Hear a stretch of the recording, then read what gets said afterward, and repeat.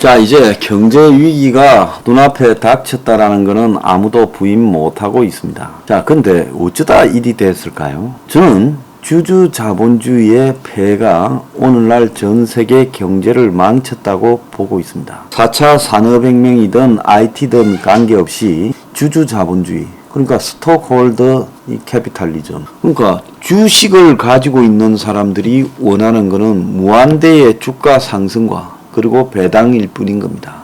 이것이 경제 방향을 근본적으로 망쳤고, 그것이 미국 월가의 이 주 흐름이 되면서 그야말로 경제가 사회에서 가지는 이 역할과 책임에 대한 인식이 사라져 버렸어요.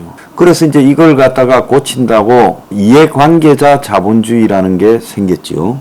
즉, 이 스테이크 홀더, 즉 이 스테이크 한 조각씩을 노동자, 주주, 회사 경영이, 그리고 뭐 금융기관 등이 다 이 기업에 소속된 모든 사람들이 공존해야 된다. 그러면서 이제 거기서 발전된 게 ESG라고 환경, 그리고 이 사회, 그리고 이제 지배구조, 이런 것들을 ESG라고 해서 요즘 한참 시끄럽지요. 근데 뭐 ESG 이런 방식으로 자본주의가 개인의 양식에 의해서, 주주들의 양식에 의해서 악에서 선으로 바뀐다고 저는 생각하지 않습니다. 말장난에 불과해요. 다보스 포럼에서 지구에 이 글로벌한 기득권들이 모여가지고 하는 말장난에 불과하다. 저거들이 봐도 이 주주 자본주의, 투기 자본주의가 종말에 이르렀으니까 그걸 갖다가 이제 이해관계자 자본주의로 바꿔야 되고 ESG를 언급을 하고 그렇게 하는 겁니다. 근데 말짱 다, 뭐 KBS 같은 이 교양 프로에 나와가지고 그럴싸하게 이야기하는 경영학과 교수 수준의 이야기에 불과하죠. 자본주의가 근본적으로 한계에 이르른 그 결과가 지난 80년, 그러니까 대공황이 끝난 1940년 이후에 지금까지의 자본주의가 왜곡되면서 완 겁니다. 그런데 70년대, 80년대를 거치면서 이제 인터넷과 이 컴퓨터 등을 통한 3차 산업혁명의 영향이 커지면서 이제 본격적으로 4차 산업혁명이 시작되는 국면에서 그 근본적인 한계를 드러냈다고 봐요. 4차 산업혁명이 되고 현재와 같은 이런 투기 자본주의가 지속되면 자본주의는 몰락할 거라고 보고 있습니다. 다수 배고픈 대중들의 폭동으로 몰락할 수도 있다. 그래서 이해관계자 자본주의니 뭐 스테이크홀더 캐피탈리즘이니 ESG니 말짱 다 거짓말이라고 생각을 합니다. 자, 유가가 연말에 150불까지 갈 수 있다. 아니, 여름에 150불까지 갈 거라는 이야기도 들리고, 한국에서는 딱 서초 강남 빼놓고는 송파, 강동, 동작, 용산에도 아파트가 2억, 3억, 4억씩 뚝뚝 떨어지고 있습니다.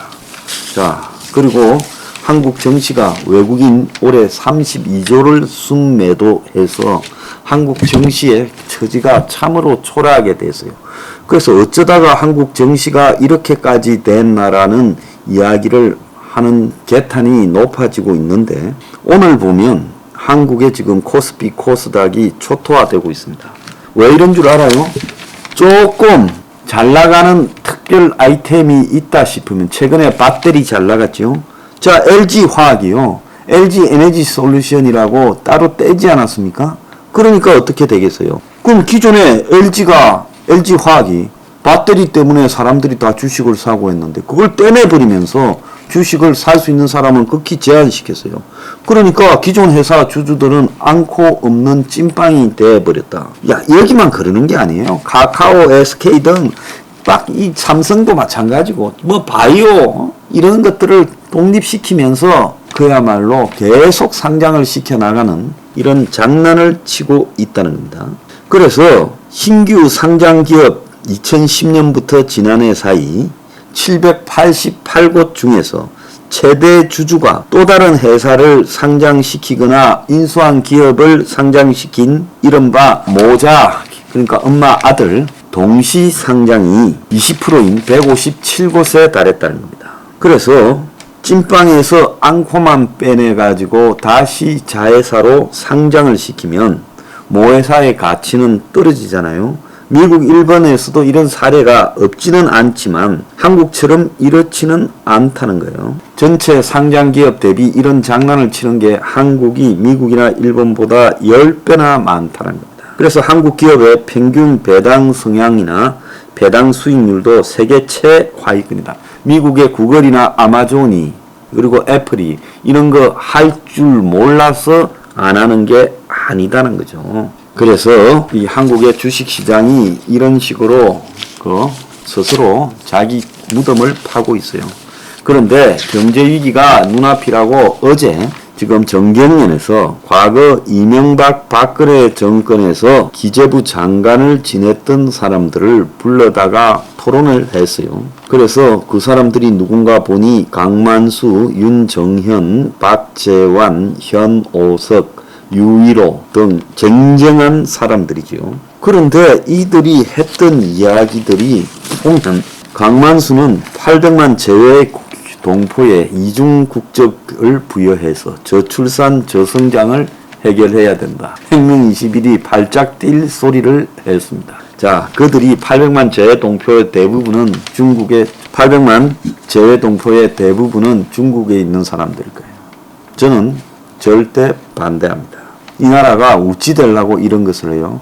나라의 적어도 구성원들은 정체성은 서로 통해야 된다. 애국심 시험을 봐가지고 애국심 심리 테스트를 해서 합격한 사람을 해주자. 저는 그래야 된다 봅니다. 윤정은은 연금개혁 특위를 만들고 이민국을 설치하고 생산인구 늘려야 된다. 참으로 그냥 제3의 변수들로 해야 된다 소리밖에 안 해요. 박지원은 만기 칠남에서 민간 자율 위축됐다. 이 보모 국가에서 벗어나 민간에게 버려두자. 민간에 버려두면 대한민국 민간은 양심적이고 도덕적이라서 능력이 엄청 탁월해서 잘 합니까? 정부 끼고 혜택 받아 먹으려고 규제 완화 이야기하는 거 아니에요? 현오석은 경제가 이념 정치에서 벗어나 역동적인 혁신 성장이 가능해진다. 자, 아직도 혁신 성장이니 성장이 가능하다고 생각합니까? 유일호, 베트남도 원격 의료 실시 중 쓸데없는 규제 전부 없애야. 전부 가만히 들어보면요. 값싼 노동자 데려오자. 기업들이 모든 거 마음대로 해주게 하자. 그리고 정치가 기업 손대지 말게 하자. 원격 의료 등 재벌 원하는 거 해주자는 겁니다. 그러니까 이런 자들이 기재부 장관을 했으니까 나라가 정상으로 돌아갈 리가 없다는 겁니다. 그러니까 대한민국의 수준이 이 정도밖에 안 된다는 거예요. 지금 물가 그 다음에 한 이야기들이 또 보면요. 물가 안정, 경기 침체 가능성을 차단해야 된다. 하나만한 소리예요. 물가 안정을 시킬 수 없으니까 미국도 손을 놓고 경착륙을 할 수밖에 없다고 인정하는 거 아니에요? 그런데 한국에서 무슨 수로 물가를 안정시켜요? 한국의 물가 대부분이 수입 물가하고 연결된 거 아닙니까? 그러면서 금리 인상 신중해야 된다 이야기합니다. 기업 입장에서 그렇겠지만 지금 금리 안 올리고 미국하고 한국하고 금리가 역전되어서 미국이 한국보다 금리가 올린 말이면 훨씬 높을 건데 안 올리고 있어 보세요.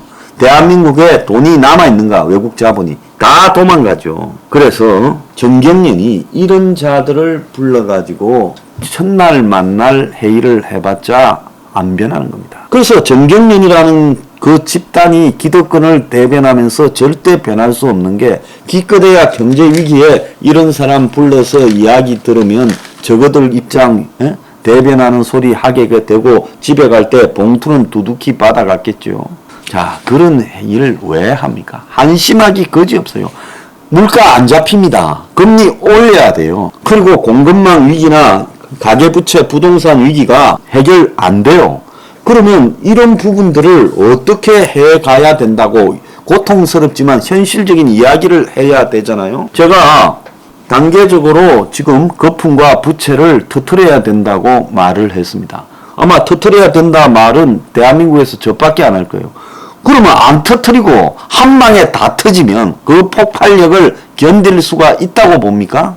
그러니까 순차적으로 터뜨려야 된다고 제가 말하는 거예요. 그래서 그걸 진실이죠. 결국은 나중에 다 터뜨리거나 말거나 다 죽게 되는 것은 일반이에요. 매일반이에요. 그렇지만은 국가라는 것이 존재하는 이유가 그러면 폭발이 엄청나게 크게 일어나면 작은 폭발로 계속 이렇게 폭발시켜 가는 것이 고통스럽지만 현실적인 대안 아니냐. 그런데 저보고 그렇게 할 수 없다고 댓글 다는 무지한 자들이 있어요. 그래, 그렇게 안 하면 어떻게 할 건데? 그럼 안 터질 수 있단 말이냐? 그건 불가능한 이야기라고 저는 보고 있습니다. 그래서 대한민국이 답이 없다라는 것은 어제 기재부 장관들의 정경련 회의가 보여주고 있다고 봅니다.